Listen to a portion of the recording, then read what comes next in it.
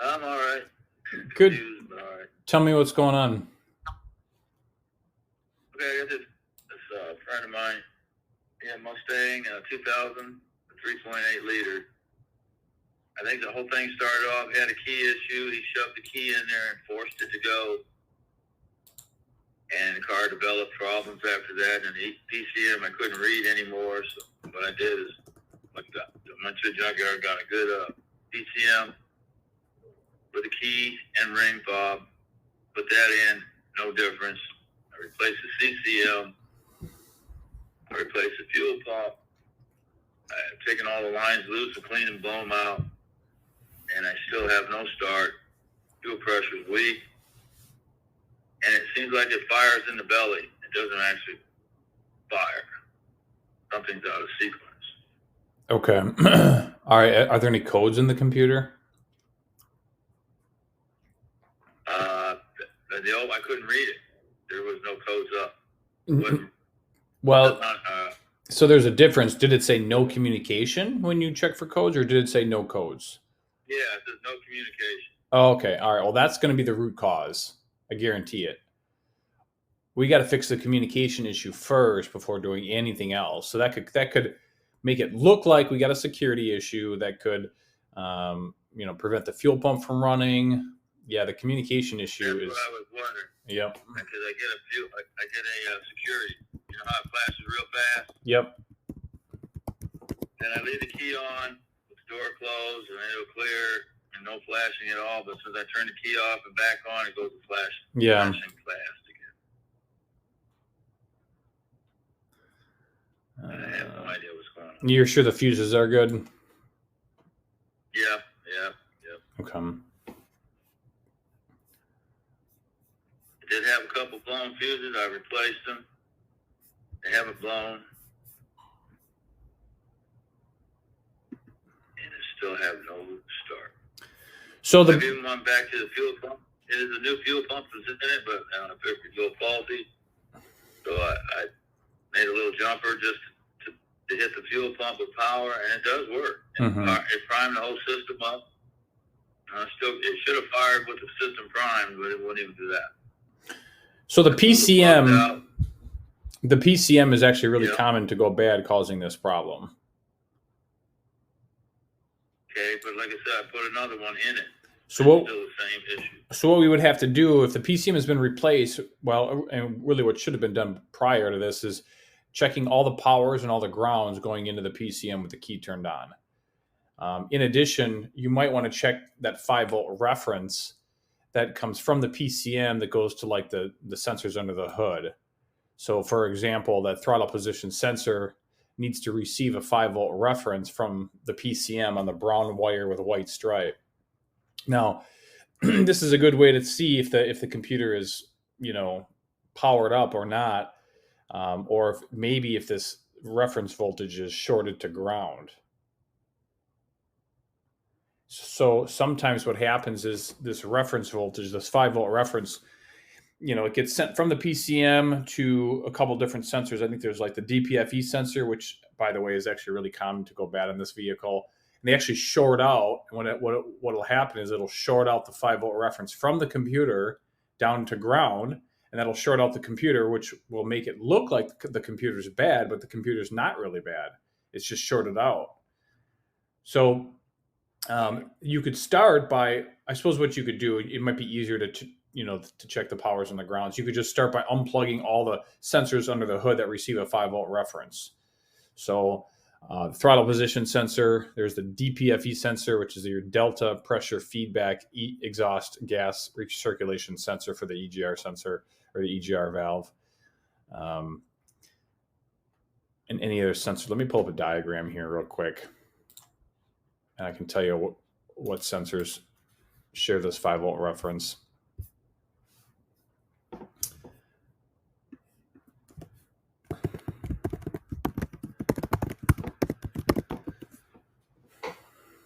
When did this start happening? Dude, I don't know. I've had the car for a week now. Just prior to that. They said he had a key issue, and the grandfather went out there. You know how old people are. Yeah. and force the key over and never get the key out again. I don't know if that has something to trigger in, but I replaced the whole key lock, the ring, Mm-hmm. and I even put the PCM of another Mustang identical Okay.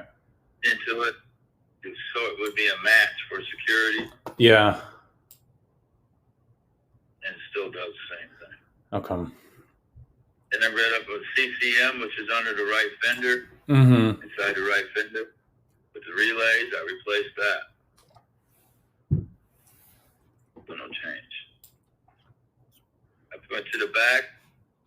At the gas tank, there's a box on the right side underneath. I figured it has to do something with the emissions. Mm-hmm.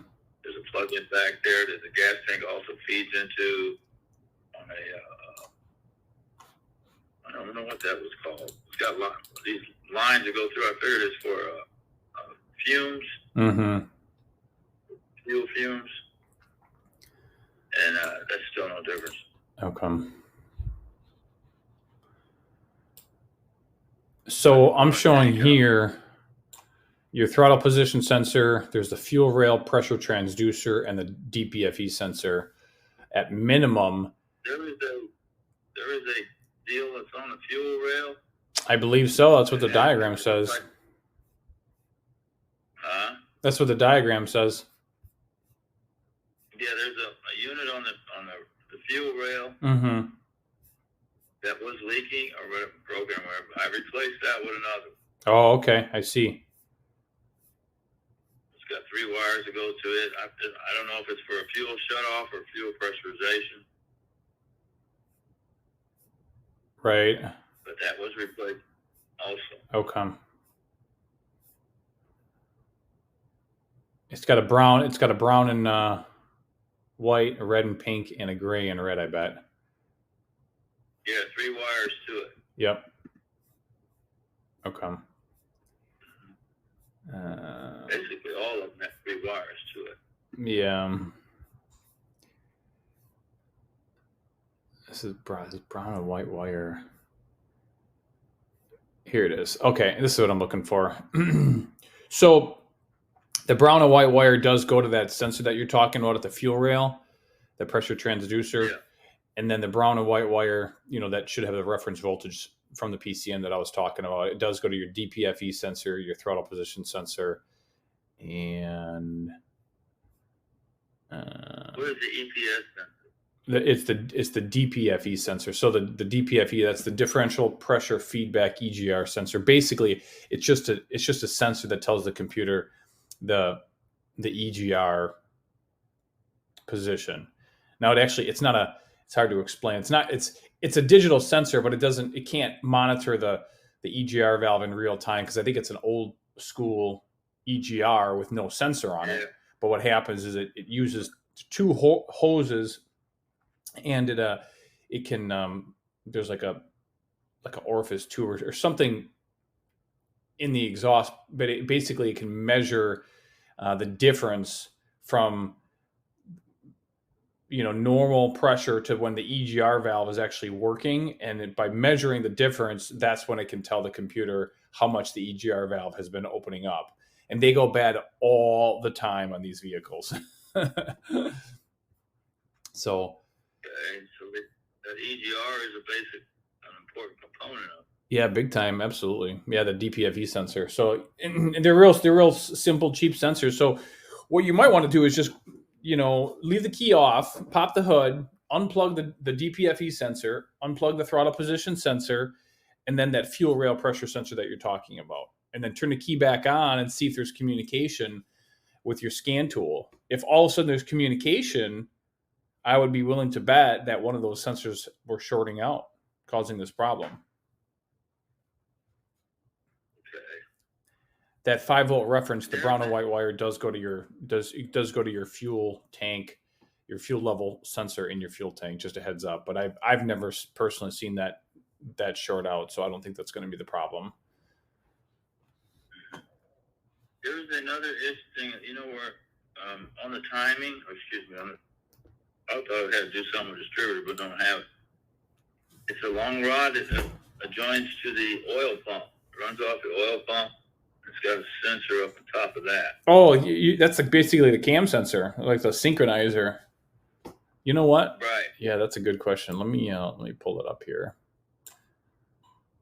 That might receive a 12-volt reference, or it might just be 12 volts. It might not be a 12-volt reference from the computer. Let me take a look here. That's a good question.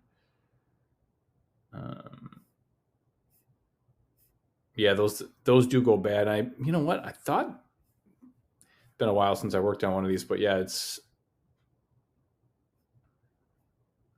I thought they could short out as well, causing this problem. Hang on here. Well, you know what? No, I take that back. Camshaft position sensor, front of engine near ignition coil. That's a 2-wire sensor. So yes, the two cam sensor signal.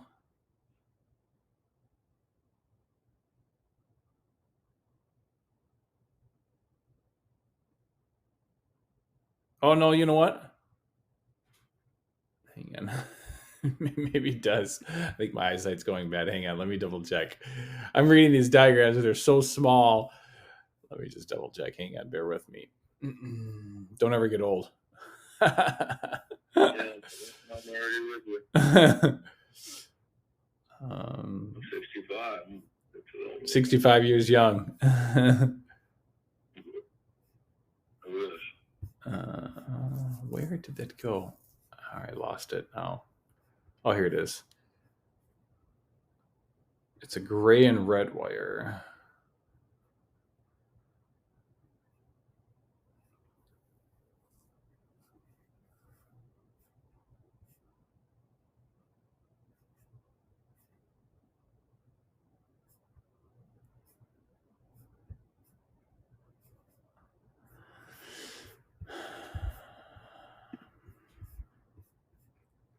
I should know this off the top of my head, but it's been a while since I've worked on one of these.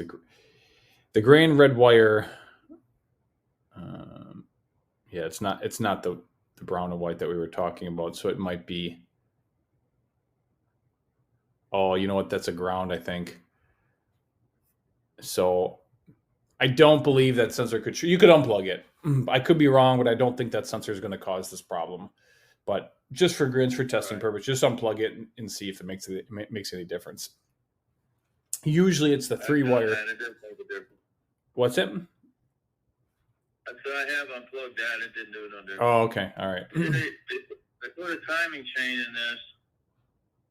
I was wondering if that thing isn't synced right, if it would cause that. Well, you got a communication issue with the PCM. The timing. This isn't a mechanical issue. This is an electronic issue. Yeah. So, but that doesn't mean that it's not in time. Could it be out of time? Sure, it could, but that's not what's causing the communication issue. Right. Don't have a communication. Yeah. And then back in time when they got the car, we used to have communication, but it did work. Wait, say that again? I said back when they first got the car, communications did work. Okay. All right. Yeah. So something just recently happened. So when did that fuel rail pressure sensor start leaking that you had indicated? Probably in the past. Well, when they brought it in, it wasn't sitting firmly like I figured they should when it was moving around. So, but it was when you owned it, right? Yeah. Okay. So, but you replaced it, and the same problem still happens. Yeah. Okay. Yeah. All right.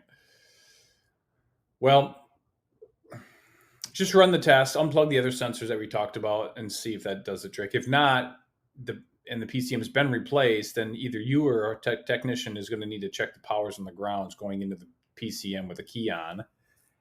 And based on what you're telling me, that's really the only thing left. So I think someone's going to find the problem once they check the powers and the grounds at the PCM. Either it's going to be missing power, or it's going to have an insufficient ground causing this issue. And where would these grounds be? I mean, did all the grounds underneath the hood that I could find. I took them apart, cleaned them, put them back. Well, you would actually check them right at the PCM himself. But I just happen to have a diagram up here of the PCM, and it does show at the ground. These color wiring diagrams are actually really nice, and it says left front of engine compartment G100. That's where the PCM grounds are.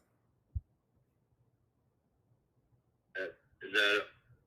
Well, that would be right above it where there's a cluster of stuff in the passenger side, under the hood, the rear at the firewall. It seems like all the stuff runs through there. Yeah.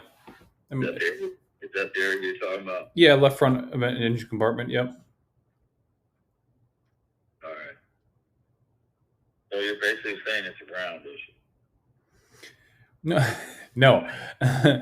And I'm sorry. So you're saying up by the firewall, that would be the left rear of the engine compartment. So the left front is way up by the like the up by the battery. Yeah.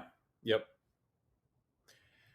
So. Okay, and I'm taking all those apart too. There was a white and blue, but I found and it came from a black and purple red, and that black and purple runs through the whole entire system. Well, the grounds are black and white. They're black and white wires. The grounds are black wires. It's a black wire with a white stripe. Okay, this one is a white wire with a black stripe. I'll be honest with you. I don't think the problem is a ground. All right. So, but whenever we check powers and grounds at the PCM, it's a good idea to be very thorough and to make sure that both power and ground are good. I don't think I've ever seen, I can't remember the last time I've seen an insufficient ground prevent a computer from waking up. Is it possible? Yes, it's possible. But I always, especially when I tell customers this, you tell them the powers and the grounds, but whenever they hear ground, they think, I don't know, they just get on this tangent that, oh, it's just I just got to tighten a screw and then the ground's fixed and everything will be magically fixed. But so they usually just, they take it and they run with it. But my job is to be thorough to make sure that the powers and grounds are good. So I have to mention it, but I don't think it's going to be a ground. If anything, you're going to be missing power if these sensors aren't shorted out. But you might find that these sensors are shorted out, to be honest with you. Say one of the sensors are bad, you're saying? Yes, sir. I think that's what's going on. Can I ask you this? Before I changed the PCM, with the old PCM, when you turn the key on, the cooling fan would come on. Because the PCM shorted out. That's a classic sign of, one of these sensors are shorted out. Or the PCM was bad. Okay, so that's why I replaced it. Yeah. Now with this new other PCM in, the fan doesn't come on. Okay, well that's good. But I still don't have no start. Yeah. Well, you got a communication issue that needs to be addressed. All right, so I gotta go through these. You saw 3 sensors here: the EGR, the throttle. Yep. Well, we can cancel out the cam. So what other sensors are there? So it's the DPFE sensor, the throttle position sensor, and what else? Does the crank sensor do it? That's a 2-wire sensor. It's my experience has been it's the 2-wire sensors that receive a reference, or the 3-wire sensors that receive a reference voltage are the ones that can short out, pulling the computer down. So the cam sensor and the crank sensor won't. All right. At least on this vehicle. That saves some money there. I can type mine. Yeah. Oh, well, yes. What was that first sensor you said? The DPFE sensor? Say that again? The DPFE. It's the differential pressure feedback EGR sensor. Okay, that is the EGR itself, right? Well, no, it's a sensor that measures the position of the EGR, and on this particular setup, it's actually separate, but it's not going to be very far. It's going to be like a little tiny little black box, smaller than a cell phone. It's real tiny. It's got 2 hoses going to it. It'll have one plug that's got a 3-wire connector going to it. Okay, that's on the top of it. I replaced that too. Oh, okay, good. All right. So just go ahead and run the test, unplug all of them, see if there's communication. If there's not, then either you or a technician would need to get in there and check powers and grounds. All right. That's a start. You got it. All right. I appreciate your help on it. All right, you bet. You're welcome. Good luck, okay? Yeah, thank you. You're welcome. Bye-bye.